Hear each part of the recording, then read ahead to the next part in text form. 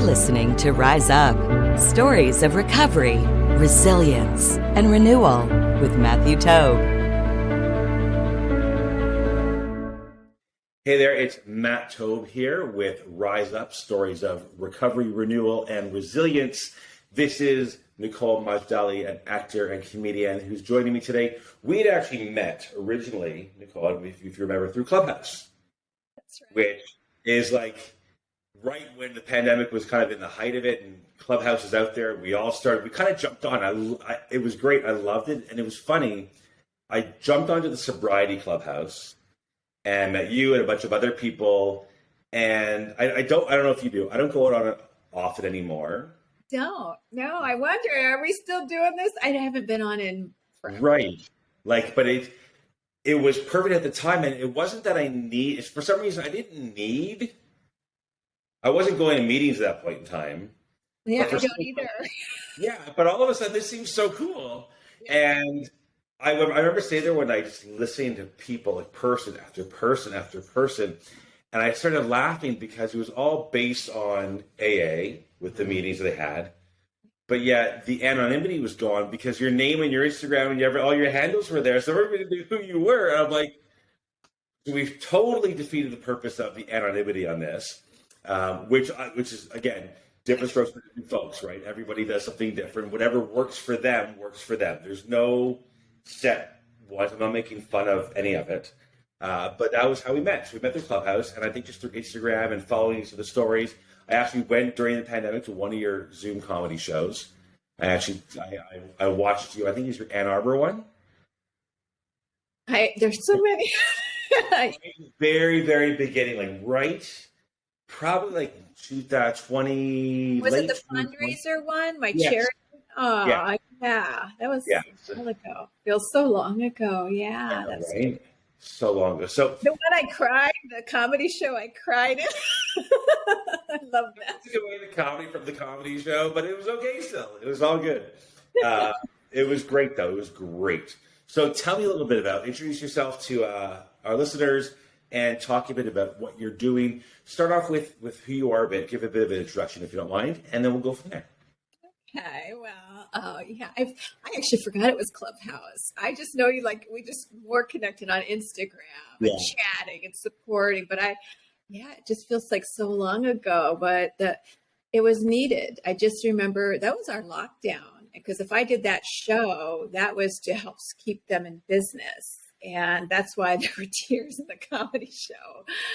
I want to actually post that clip because I feel like that Tom Hanks, there's no crying in baseball, there's no crying in comedy, but it was such an emotional time, which is why I reached out on Clubhouse.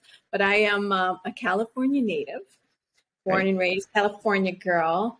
And but I have lived overseas. I lived in Cairo for 3 years, which everybody thinks I was shipped there, or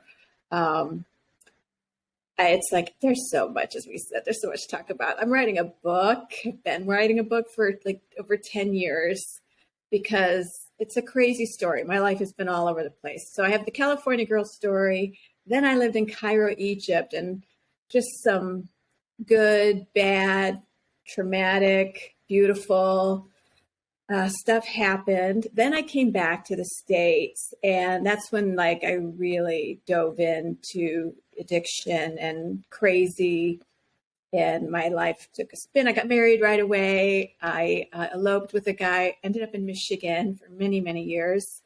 And even though the marriage didn't work out, I just stayed there. I was on a binge and crazy. But anyway, you drink so much, as they say, you don't see the light, you feel the heat. Yeah. And the lock came down on me. And I love sharing my story because people look at me, I'm always smiling, I always seem positive. And I've heard, and this is like the opening of my book, people say, everything's easy for Nicole. And it would make me so upset because they don't know till this day what I'm dealing with, the trauma, the toxic family stuff. It's a battle. And, but I got sober and changed my life, changed my friends, changed this, changed everything.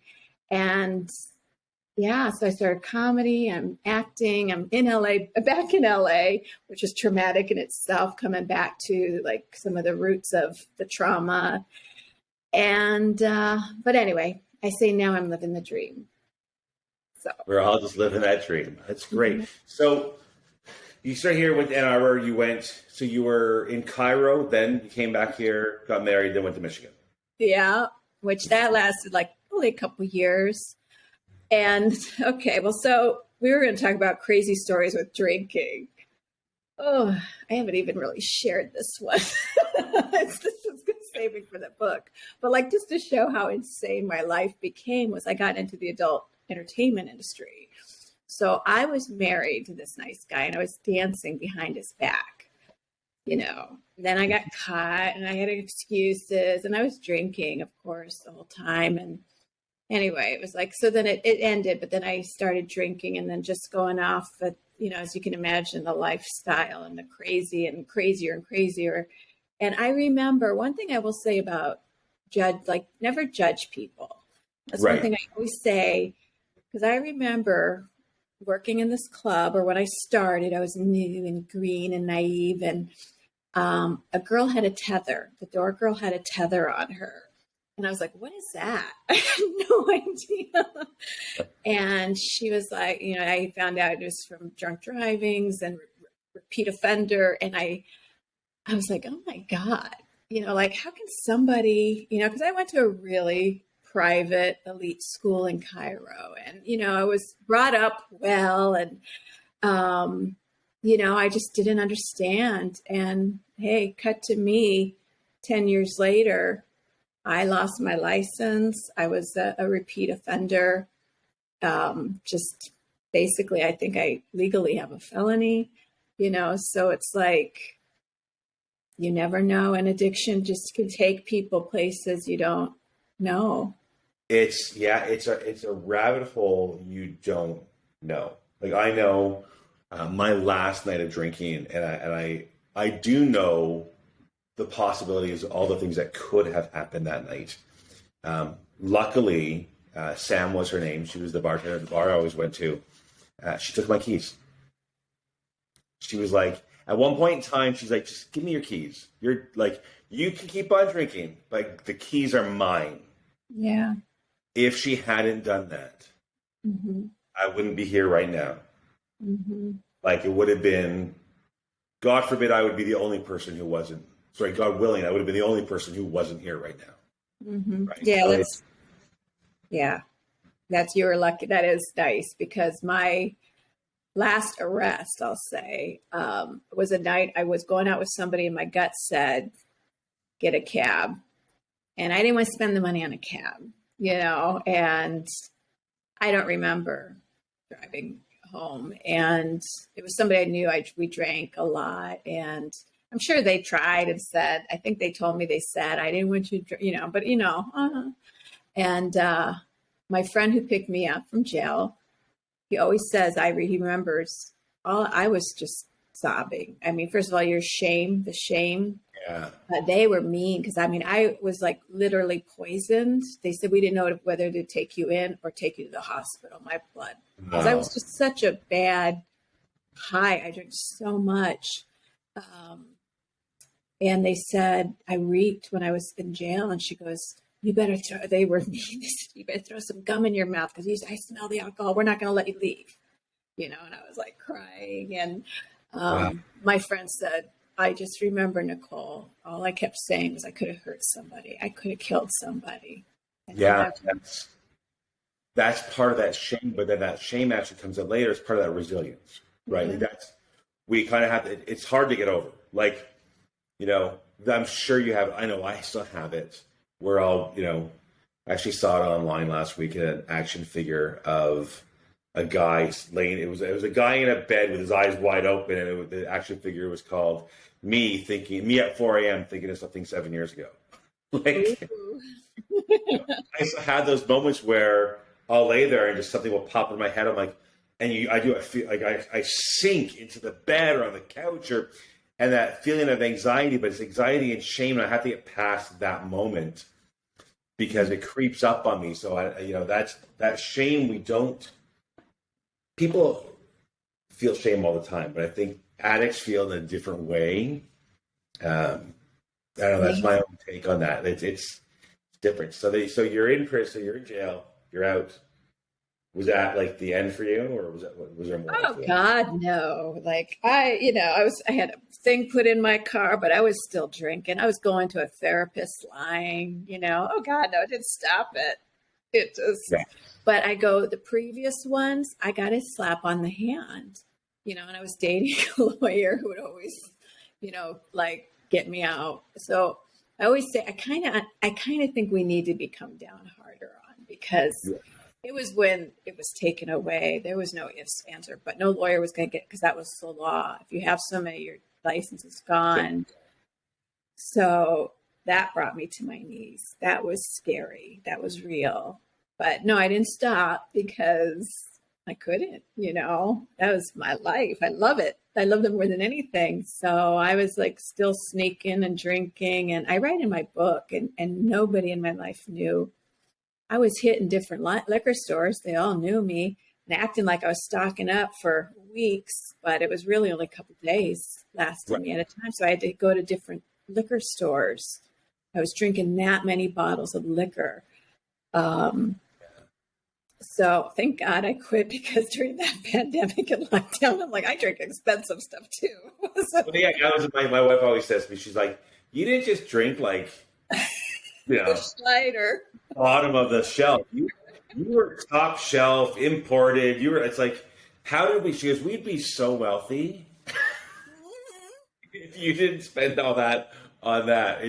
It's so crazy. Like, I had a taste for it, right? Yeah. It wasn't. And I would be at a party, and someone said, do you want this? And I'd be like, oh, I don't drink that. Snobby. While. Okay. I said I would after a while. God, I told you, I had a crazy girlfriend, man. We'd be decked out in gowns, and she was my girlfriend in trouble, like the one that you could call when you did something embarrassing, and she had a better story. So, that's who you want to hang out with. Feel embarrassed, and we'd be out at fancy events and gowns and like last call, man, I'm drinking anything. And we joke like I could have a cigarette butt in it, but if they took it away, Yeah, exactly. Yeah. And I've been there too. So, drinking everybody's. Right. So when you started drinking, when you got into addiction, that was after Michigan. Well, my first drunk was 8. I remember getting drunk at 8. And we haven't really talked about it yet, but like the short film that I made. Yeah, we'll get there. Start diving deep. And I was molested at 8 years old. And I start kind of putting things together. And when we were talking about shame, it was like, add that on with, there was even more that happened later with family I live with. And it's just a lot of dark, ugly. And the hard part is I've cut people out, but there's some that you just can't kind of. And it's one thing to get through things, but to have them still deny and call you liars. So I'm very proactive with sexual abuse victims. And it all comes from something, I think, we're filling a void. I believe that. I mean, it's in my genes too. My mom's family, my 2 uncles died of alcoholism. Her father was a nasty, really mean.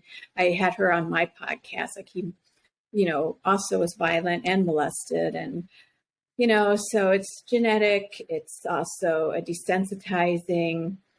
And part of my story, what I want is, as an actor and a comedian, I would like them to stop glorifying and glamorizing it, because I tell people, you joke, you laugh, but I seriously don't know many people that it ends well, Never does. Like I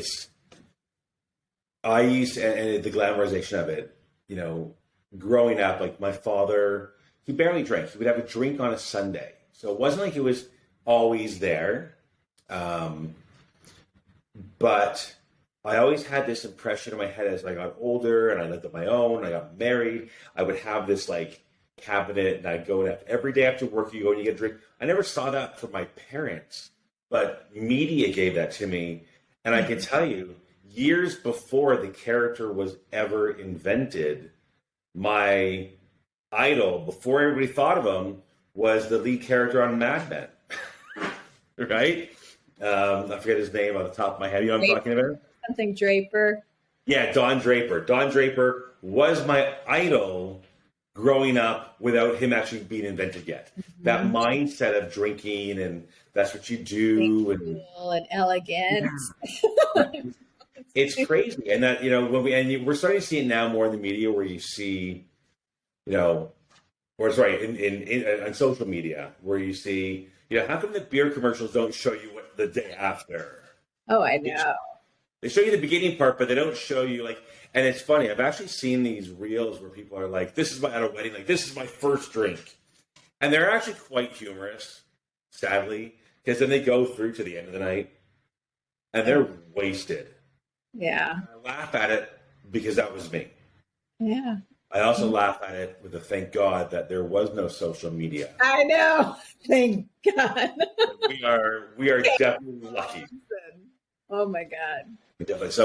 So you started drinking at 8, and that was in I just remember me a girlfriend. We were at a party, and it's funny because I talk with my mom now. We talk about everything, try to figure things out, and I share things. And I remember me and this girl went into the bathroom with vodka, and we drank. And I go, my mom was there. I go, how did they not know? How did you not see these things? So, but I didn't continue. I wasn't continuously drinking. But I mean, I would. I had a friend right before I moved to Egypt. Her mom would, we would do cocaine. And how old? 13. Wow. And then I chugged a thing of Thunderbird in the tent with the 2 older brothers. And they were like, stop, Nicole. It was even then, before I even knew, I don't know. And I think it was that desensitizing. You just want to numb this pain. Because when somebody is abused, or so, even though it wasn't violent, it wasn't brutal, it was just inappropriate and gross, and you think it's your fault. So I really like to help girls because it took me many decades for somebody. Yeah. It was the law. It was when I was arrested. I had to go to my best friends who I really looked up to, and they didn't know that side of me. Nicole lived 2 different lives. I had the party girl, and then I had the one I wanted to be in front of friends and family. And I went to them. It was Christmas. It was the only time I'll never forget, and they were alone. I had them to myself, and I just broke down.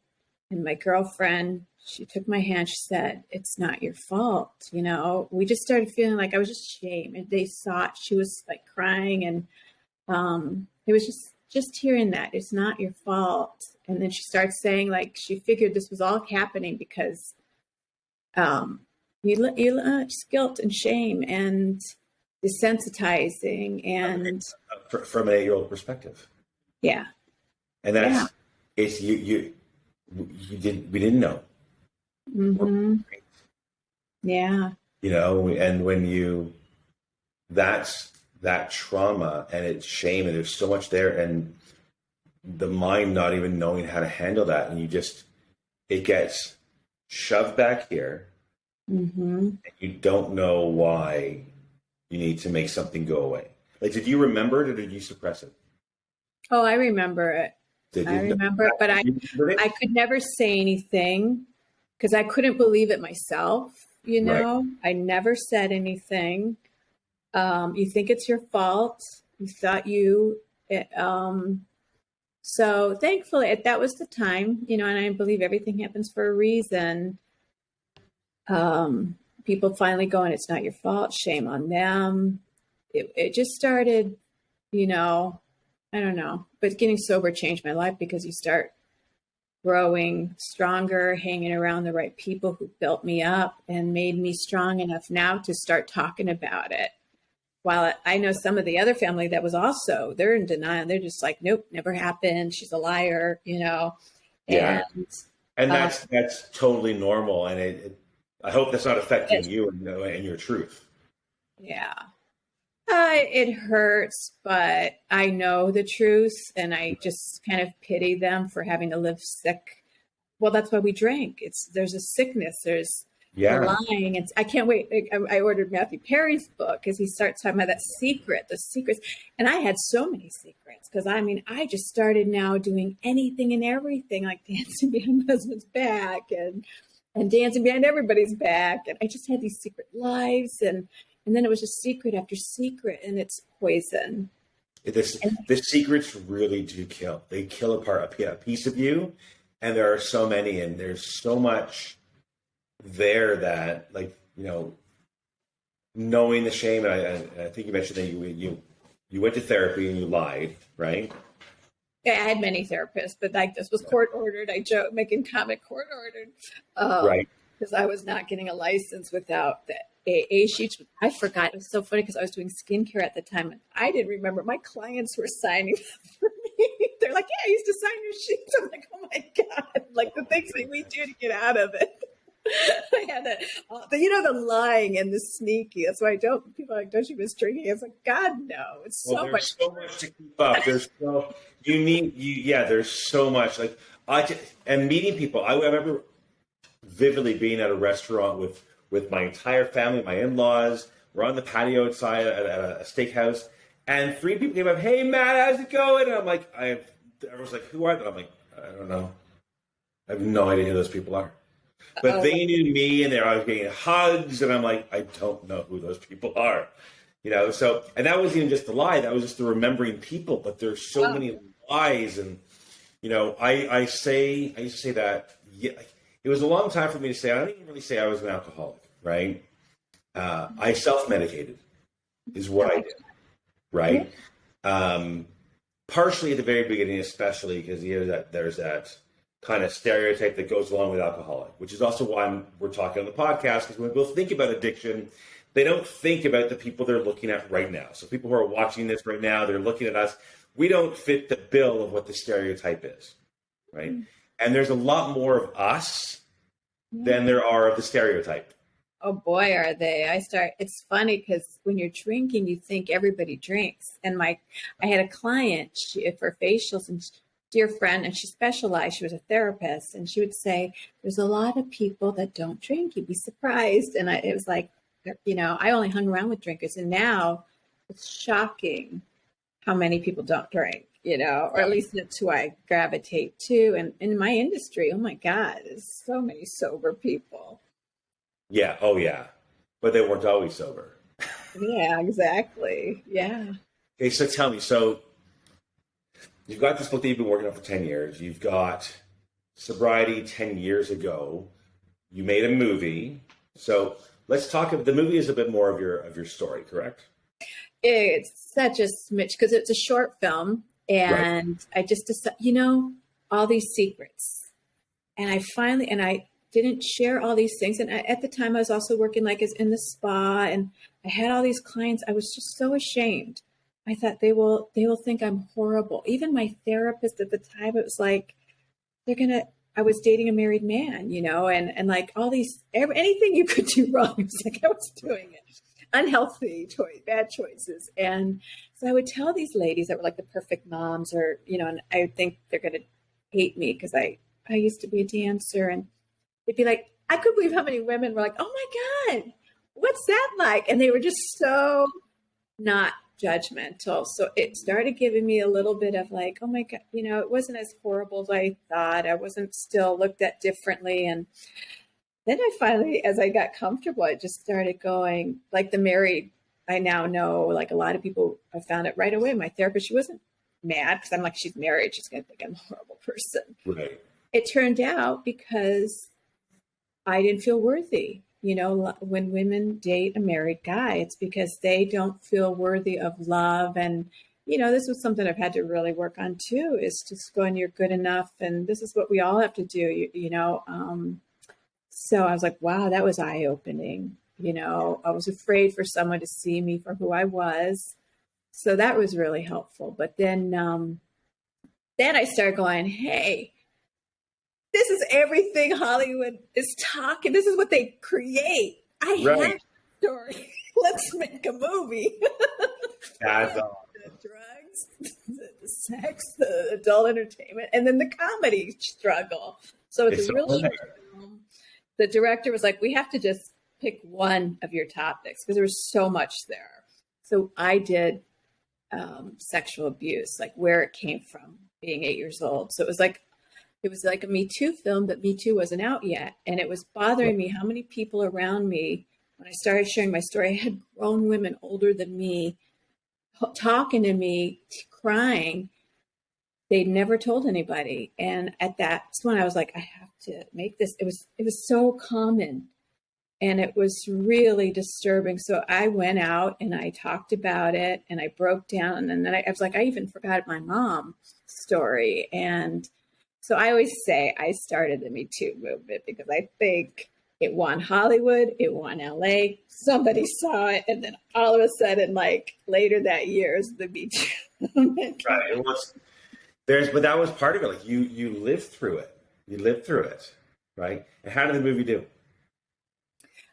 I mean, it won some awards. I'm still working on trying to get it to Amazon. So, and then that's just a thing because I don't want to give Amazon I have to get the business account because I don't want to give my own personal. Yeah. And that's all. But I'm working on getting it on Amazon finally because everybody wants to see it, and I've never really released it. It was just went on the festival circuit, and I feel ready to like share it. And it's like many things, maybe the podcast, whatever we do something creative. I mean, this is vulnerable. This is being taking a chance. When I started my podcast this year too, it's just like, it's taking a chance. So I feel like I'm ready to share it, and people keep asking. So why not? So you got your pieces of your life. You've got abuse when you were younger, abuse in the adult entertainment industry as well. No, that's just all the wild, crazy stories, Okay. So you had I did the, trips to Paris and South Beach and, but the thing is I'm not going to glamorize it the way Hollywood's glamorizing that life. Yes. Kind of, as everyone loved the movie, like Pretty Woman. Yeah. That's not the glamour most people get. Any people who work on a street get, right? It's and I get upset because I just am watching a series right now. I won't even say, but it's like they do that, and it just upsets me because I remember I was, as a young, I go, this is the life. People who don't get it, they're just prudes. Right. But guess what? Stay there. It's like drinking. It's so fun in the beginning. I lost people. I lost somebody who shot themselves. My roommate. Ex-roommate at the time shot himself. Dancers, you find out they didn't make it home. They were they hit somebody drunk leaving. Marriages wrecked, it was just, it didn't end well. Marriages, people, and I talked to this recently, somebody was like, people bringing somebody home and it's just looking like the crazy, and then the marriage is heartbreak and devastation. It's like, stop glamorizing this. It was a lot of dark. It was really didn't end well. I'm lucky. I really feel I got out, and I am doing really well compared to other people. Yeah. And that's why I wanted you on the show, right? That's why I wanted you on the podcast, because you did get out. You're not the only one, but you're a story that I think can resonate with a lot of people. And between, 8-year-old Nicole to now, a lot has happened, right? Mm-hmm. There's that trauma, and the big phrase nowadays is like big T, little small T, right? There's small trauma, there's big trauma. But at that age, 8 years old, that was, at the time, it may have even seemed like small trauma because it was like, when you justify, well, like you said, it wasn't violent, it was just wrong and not good and creepy and this, that's big trauma, and we use the big trauma, we use for any trauma, big or little, we then will medicate it away, we'll escape it, we'll hide it, we'll push it away. And if it rears its ugly head, I got to do more to push it back further. This can't come forward because I cannot handle it. Yeah. And you know what? It's really hard now. Like, as you know, it's like things will still, life isn't going to get easier. Like, things still happen, but Yeah. it's about getting through it, not getting over it. It's That's got to when go. you sober up, all the problems that were there that you were kind of running from or just not dealing with. The only difference between the day before and the day after sobriety is all that shit is now there, and you got to face it. It's rough. Yeah. Like that's one of the hardest things that I've told people over the years, and going through. I've said to recover, I'm like, listen, just you need to know that people are going to kind of give you a little bit of leeway, but whatever you did is still there, right? And whether it's saying sorry to somebody or whether it's paying lots of bills or what, like there's a lot there, right? And it's just because you're sober and the drink went away or the addiction went away or whatever the substance was is away, everything else is still there. And that's it. So what do you tell me? So you've gone through that, you've gone through recovery. How did you do recovery? Mine, I just tell people mine was divine intervention because people can't believe I didn't do a program. I literally was on my knees crying. I was in Michigan. I don't know, I was like, where I'm not from here. And my whole life was in front of me. And I was like, I went to this fancy school. I did this. I was set up for all these amazing things. And here I was like, not where I thought I would be. And Right. I was crying. And I don't know, I just felt something special, divine. Like I've been here all along. Like I just felt saved. It's just weird. It's like, and I just made up my mind and I just went, I'm never drinking again. Like I just cold turkey. Everybody's like, you could have died. You could have gotten sick. But I didn't do the support. I just made up my mind and I just stopped because I couldn't take it anymore. And same thing with cocaine. I was into it so much, but I couldn't take the last time I came down. It was miserable and there was none to be had. And I just went, Nicole, remember this, it was hell. And I just never touched. I couldn't do it again. So same thing with drinking. I couldn't take anymore. And so, and then whenever I think of it, or it's too much work. I don't want to go back. I love the pain, the ugly. This life is still more beautiful without the drinking.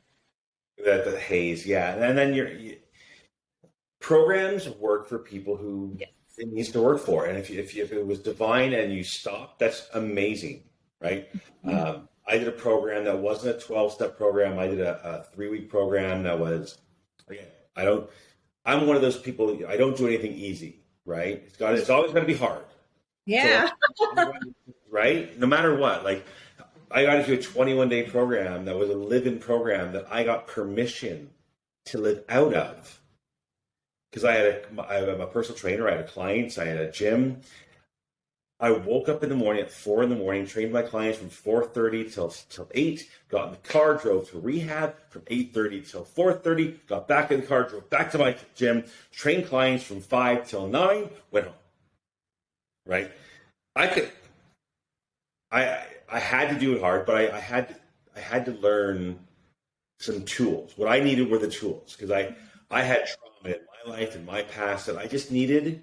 I walked out of that program going, everybody needs to go to this program. Whether you drank or everybody, this was like the school of life for me. Nice, right? Nice. Only because it gave me the tools that for whatever reason, I think it's tools. I think maybe I just needed to hear from other people that what I went through wasn't my fault. It wasn't my doing. And it's okay. Yeah. And that's why I went with the whole, I self-medicated because of that. And so, and everybody else works for whatever works. So, and even when you said people, it's hard to say because I feel it was divine. It's what it was, right? Yeah, I agree. I know the program saved people's lives that I know, and I don't knock it, but it wasn't for me because I'm the same way with like the food and like talking. I just can't wait to go have a drink. So for me, it was just more like just change my thoughts. Yeah. So so I just changed my whole world. I just changed my direction, the places I went, the people I was around, just like the triggers. Which is what they would tell you anyway. Huh? That's Yeah. what they learn. Like you already knew what to do, possibly because you already knew people who were maybe have gone through it before. Or you just knew what you had to do.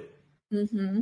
Yeah, exactly. And I'm still like that. I'm very self-protective. I just don't listen to what people tell me. I'm just like, I know what I need to do. This is what works for me, and what works for me totally. Okay, so you're out. So that was 10 years ago. In the last 10 years, we've done the short film, comedy left, right, and center. You've got like, what is so much better now? Because you sound like this, like, and like I've lived a better life. Things are greater. Even with the pain that I'm feeling, I've got it all, but it's better.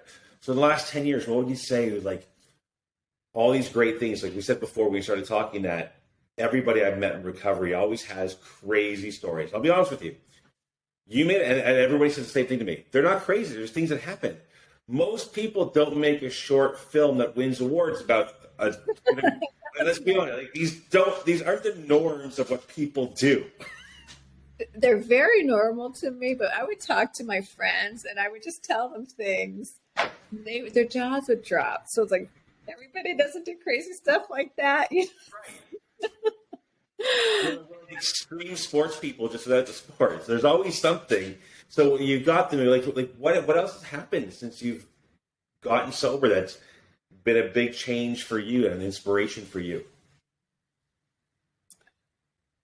I was still drinking when I started comedy, but in the same year I quit, like a few months after. And I just got to say, I don't know. Life gets more beautiful, even when it's not. I'm going to say I've been through some stuff, which is actually, I was forgetting. During the lockdown, I got a therapist because I started feeling things. And so I got this therapist with Zoom. And as we talk about the abuse, the sexual abuse, I don't know if I'm doing it still, because I think I do. I still can't talk about it too much. She was, Nicole, she was confused. Am I dreaming or am I talking about, I still can't specifically tell people what happened. Like, it's like, I don't want to hurt people or bring trouble to the family, which is what happens to victims. You're a protector. You're very out there when you talk about it, which is true, and I'm working on. So this is all the desensitizing. But so now, even though I still get gaslit by the people, certain people, you just are more confident in your feelings. You feel more confident, and I mean, I've seen my life change. When even thinking about the movie, my friend was like, Nicole, what you've been doing has been working. Just keep doing what you're doing. Because everybody saw the change in me, and I saw the change in me. And it was crazy. I still laugh as much. I laugh and I remember it. And while I was drinking, I was literally sitting home in bed with full bottles, saying I'm busy to people, but I was just binging and drinking and puking or whatever. And I was a binge eater, like a binge eat and purge, just sick, which now I look back and go, it was self-loathing. Yeah. And I just cut out anything I knew, and I still do, that feels toxic or makes me feel not good about myself. They're gone. So while I was drinking, I was just fantasizing about being on TV. I was fantasizing about I wanted to be an actress since I was a kid. And now I'm doing it, It wasn't going to happen while I was drinking. No. So I think the last 10 years is my dreams are coming true. I love it. I love it. And that's a huge inspiration to anybody who's listening. And it's not just about people in recovery. Anybody who's listening to this, we all have kind of that rock bottom. We all have those moments where you feel like you're stuck. And for a lot of people with addiction, they are stuck. I know I was stuck. I was like on like that like hamster wheel of, you know, but quit. It's like my heart, I cry. I still have family, very close family members that are very addicted. You can't make somebody, and it makes me cry because it's a prison. And just because we found our why or our out or time, it's hard. And my heart goes out to people there because I wouldn't have done it if things hadn't happened, what had happened. Yeah. Hard. Well, you just said we found our why, but you also said when we found our time. I like that. Mm-hmm. Mm-hmm. We got our time back. Mm-hmm. Mm-hmm. Otherwise, we were just really wasting time. Oh my gosh. Yeah. Never heard it, but that's Nicole, I love that. Wow. Mm-hmm. I got my time back. Well, and also I write it. There's a part in my story when I talk about getting sober in my book, the therapist friend just was always like, because boy, talking about shame. I'm like, I am this years old. I should be here. I mean, my friends are all here and I had fun. I partied. I got stories, but I'm not where most people my age are. And you know what? I go and I write this in the book. The therapist said, consequences of drinking, which didn't make me feel great. But my friend said, you're right on time. You know, my time is now. So we're right on time. Right on time. I love that. Wow. We're going to leave it there. That's Nicole, that was awesome. You're right on. You are right on time. I love that. Right on time. Where can people find you? And any links I'll put into the notes of the podcast. But where can people find you, see your stuff? I mean, I'll put your Instagram account on there, but where else can people find you when the movie comes out? I'll promote the craziness of it. Yeah, I got to get it up there. I'm dying. And that book, when I finish it, Instagram is my number one, is at Pretty Funny Nicole. But I have a Facebook page at Pretty Funny Nicole. I don't even accept requests when I don't know people, so I don't do Facebook much. So I'm not great on it, but I have a page, Pretty Funny Nicole. I try to stay active on that. It's all hard. But yeah, Instagram is my number one. I'm trying to do TikTok, YouTube at Pretty Funny Nicole, website, Pretty Funny Nicole. I'm on brand, even the podcast, Pretty Funny Nicole presents pretty amazing people. Tell me about the podcast you're doing. Well, like you, mine's not exclusively this, but it's, as we know, when we talk to people, they have crazy stories that you would never know, or amazing stories. So it's just, I trying to take it into all different things. So, you know, I have scuba divers to skincare expert in Australia but a story, an amazing story. You know, addiction. I have addiction, sexual abuse. I have directors, award-winning directors. I have a Hollywood legend, star, best-selling authors, you know, like just everybody, like amazing people that I want you to hear their stories. And like you, I just want to talk and share their story. And they're pretty, it's amazing. It's healing too. It's a gift for me. So. Awesome. Yeah, it is. It's therapeutic for you at the same time. Yeah. I don't know about you, but when I finish, I'm just like high as a kite. Like, yeah, 100%. I love it. Like, it's so amazing especially hearing where people are going, where they've been, and then hearing lines like that one of like, I'm here where I'm supposed to be, right? Yeah. And get my time back. But these are huge that anybody can take away. So I want to thank you for joining me today. I really do. Thanks for asking. Happy we got to connect through Clubhouse during the pandemic and continue that further on. And I definitely want to have you back on. So now you have to get that book going. But when your film gets posted out there, we will have you back on for sure again. So we can talk about that. And anybody who's listening, just reach out. Pretty Funny Nicole. She is pretty funny. I've seen her show. I get you on mine, but you know I'm behind schedule.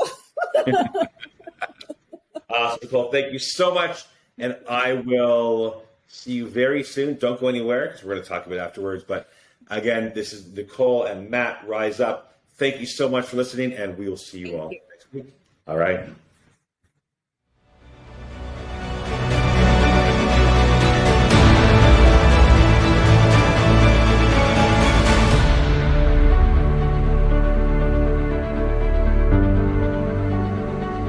You're listening to Rise Up, Stories of Recovery, Resilience, and Renewal with Matthew Tobe.